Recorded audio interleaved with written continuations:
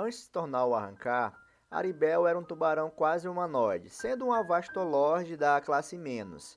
E nessa época, ela salvou uma rola de classe inferior antes de ser morta. Depois disso, Aribel a levou de volta a seu covil, onde ela apresentou as suas outras duas amigas, explicando que como os Hollow fêmeas tendem a ser presa fácil para os machos, ela trouxe ela e essas outras duas amigas para lá, pois pensou que seria melhor se trabalhasse como um grupo, ao invés de trabalhar sozinhas. Sendo que mais tarde elas lutaram contra um Hollow que acabou fugindo, que aliás Aribel permitiu que ele fugisse. E quando elas decidiram descansar, a Passe, uma de suas companheiras, perguntou a ela por que elas deveriam permitir que ele escapasse ao invés de devorá-lo, perguntando a Aribel por que ela não seguia as leis do Ecomundo. Aribel então explicou que ela não queria se tornar mais forte devorando e sacrificando outras pessoas. Ela decidiu que, se não pudesse vencer sozinha, venceria em grupo. E em dado momento, Aribel e seu grupo ficaram cara a cara com o rei do Ecomundo, Baragan e sua corte. E nesse instante, os dois revelaram que tinham relações anteriores e se conheciam de longas datas. E ao se encontrarem novamente, o rei do Ecomundo notou que estava cansado de sua atitude rebelde e deu a ela uma escolha: alistar-se em seu exército ou fugir para uma área que ele não podia ver, notando que não há nenhum lugar em Las Noites que ele não pudesse ver. Dessa forma, um dos seus servos tentou persuadir Aribel, mas acabou recebendo em troca um corte em sua máscara Hollow, e devido a isso, Baragan a repreendeu por ser tão ousada, mas permitiu que ela saísse ilesa. Algum tempo depois, o grupo de Aribel é atacado em seu covil por um estranho, e ela se lembra dele como um Hollow que ela atacou em seu confronto contra Baragan na sua corte. E em instantes ele provou que sua pressão espiritual era mais forte do que um Hollow de classe Vastolord como Aribel, e rapidamente ganhou a vantagem na luta. Contudo, Aribel se recusou a desistir e pediu às suas subordinadas que fugissem. Embora elas tenham concordado no início, elas voltam quando resolve morrer lutando por ela, sendo que esse Hollow invasor rapidamente derrotou elas e Aribel, e em seguida, declarando sua vontade de matar ela, ganhando assim mais reconhecimento na hierarquia do Ecomundo, ele vai para dar o golpe final, que é o momento em que Aizen chega e bloqueia esse golpe, matando em seguida esse Hollow. Seria um arrancar criado por Aizen, e dessa forma, ele se desculpa com Aribel, afirmando que deu poderes a ele, mas não deu um cérebro. E Aizen então pediu para que ela se juntasse a ele se ela quisesse ser forte o suficiente para proteger suas subordinadas. Pessoal, e antes de continuar com o vídeo, vou pedir um favor. Me ajuda a bater a meta de inscritos. É rapidinho, clica no botão se inscrever, que já me ajuda demais. Arco da falsa cidade de Karakura. Depois que Aizen viaja para a cidade de Karakura, ele convoca Aribel junto com suas subordinadas, ao mesmo tempo em que ele chama também Baragan e outros espadas. E nesse momento ela entra em batalha contra o capitão de Sugaya. E depois que suas subordinadas Apache, Mila Rose e Sung Sun são derrotadas, ela aumenta suas táticas contra o capitão. Aribel condensa uma energia na parte oca de sua espada e o golpeia.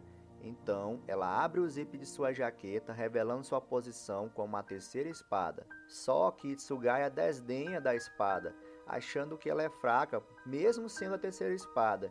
Então, ela abre o zip do resto de sua jaqueta para revelar os restos assustadores de sua máscara, que cobrem a metade inferior de seu rosto. E depois de reconhecer ela como um oponente difícil, o capitão ativa sua Bankai e os dois continuam a lutar, enquanto Aribel questiona se é apenas isso a força de um capitão, se perguntando como suas subordinadas poderiam ter perdido para algo tão fraco.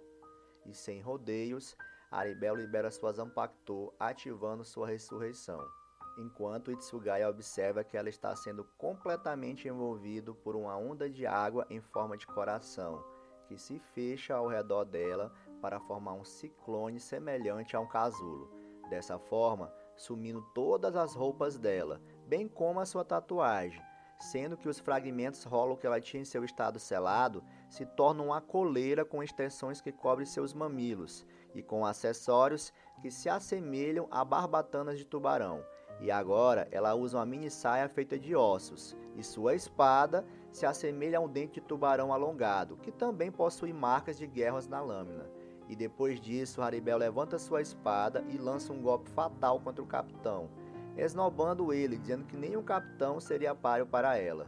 Só que de repente Hitsugaya aparece atrás dela e quase acerta um golpe na espada, mas ela se esquiva e contra-ataca, sendo que o capitão explica que o que ela atacou era apenas um clone de gelo, e com isso a luta segue, momento em que Haribel revela que controla a água, atacando com um grande poder chamado cascata.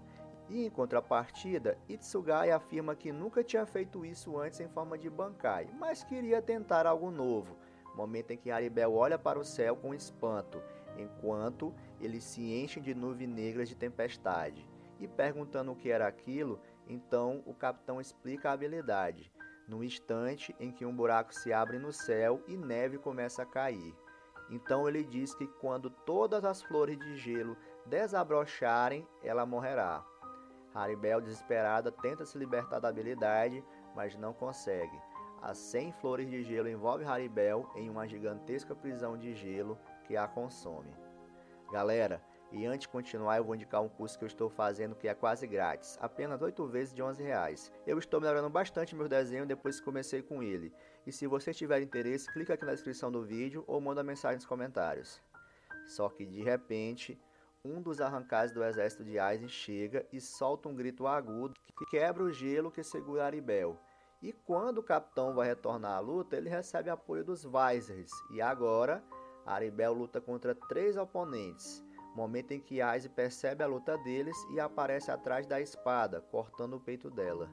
E ela fica sem entender nada. Daí Aizen apenas responde que ele acabou com ela, pois parece que ela não é forte o suficiente para lutar por ele.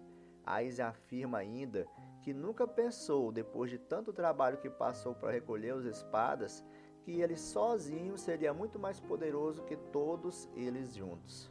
E com isso, Haribel olha para Aizen com raiva e revida atacando ele, mas logo ela percebe que atacou uma ilusão e que foi esfaqueada pelo verdadeiro Aizen. Então ele afirma que nunca permitirá que ela erga sua espada contra ele novamente, jogando ela ao chão quase sem vida. Arco da Guerra Sangrenta dos 1000 Anos. Nesse arco, ficamos sabendo que depois da derrota de Aizen, o Capitão Mayuri refez a situação da falsa e verdadeira cidade de Karakura. E quando isso aconteceu, os arrancais que desmaiaram com feridas profundas também foram transferidos para a Sociedade das Almas. E nesse momento, Orihime, que veio do Ecomundo para a Sociedade das Almas através de uma garganta, a fim de se encontrar com Ichigo, que havia acabado de terminar sua luta contra Aizen, acha Haribel. Então, ela começa a curar as feridas dela. Essas feridas poderiam ter levado ela à morte, e ninguém, além de Orihime, aparentemente possuía a habilidade de salvar ela. Dessa forma, ela acabou adquirindo uma grande dívida com a humana. E logo, ela retorna ao Ecomundo através de uma garganta, juntamente com suas subordinadas, e se deparam com seu lar destruído devido às várias batalhas que aconteceram. E ao momento, elas percebem que não tinha mais um exército para defender las noites, chegando à conclusão de que não demoraria muito para que as lutas e canibalismo voltassem ao normal em todo o Ecomundo. Com isso, Haribel ficou indignada, pois foi para isso que ela se juntou a Aizen, para evitar essa situação. Só que suas subordinadas afirmam que agora que Baraga e Aizen estavam mortos, ela que deveria governar o Ecomundo, e dessa forma ela reivindicou todo o Ecomundo como seu território, se tornando a Rainha de Las Noites. Contudo, em dado momento, um grupo de Quincy's poderosos invade o Ecomundo, derrotando ela e a capturando em seguida, reivindicando o Ecomundo como agora território dos Quincy. E se você gostou desse vídeo, não se esquece de curtir e se inscrever no canal. E deixa uma sugestão aqui para o próximo vídeo. Vou ler todos os comentários aqui embaixo. Um abraço, fiquem com Deus e até a próxima. Valeu!